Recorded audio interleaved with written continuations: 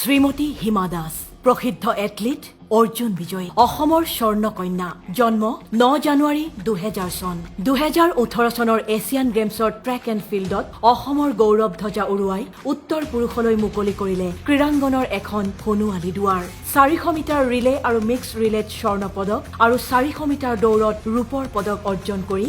জাকাৰ্টাত বৰ্ণিল ইতিহাস ৰচনা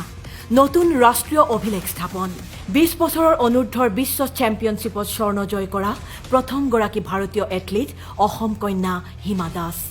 2019 চনত পজডেন গ্ৰাউণ্ড প্ৰিক্সত নিজস্ব শ্ৰেষ্ঠতম সময়েৰে 200 মিটাৰত স্বৰ্ণ জয় বহু ৰাষ্ট্ৰীয় পৰ্যায়ৰ অভিলেখৰ অধিকাৰী অৰ্জুন সন্মানেৰে বিভূষিত দুৰন্ত গতি আৰু অফুৰন্ত প্ৰতিভাৰ অধিকাৰী ড্ৰিং এক্সপ্ৰেছ হিমা দাসে বিশ্ব ক্ৰীড়াংগনত অসমক দিলে নতুন ঠিকনা ধিঙৰ ৰঞ্জিত দাস আৰু জোনালী দাসৰ জীয়ৰী হিমা দাসক 2021 চনত অসম চৰকাৰে অসম আৰক্ষীলৈ আদৰিলে আৰক্ষী উপ অধীক্ষক পদত অধিষ্ঠিত কৰি পৰিশ্ৰমেৰে পৰাক্ৰম আৰু সাধনাৰে সাফল্য বুটলা হিমা দাস এতিয়া প্ৰজন্মৰ প্ৰেৰণা ক্ৰীড়াংগনক স্বৰ্ণাভ আভাৰে উজ্বলাই তোলা অসমীয়াৰ আদৰৰ জীয়ৰী হিমা দাসক তেখেতৰ অৱদানৰ বাবে অসম সৌৰভ সন্মানেৰে বিভূষিত কৰি আমি আহ্লাদিত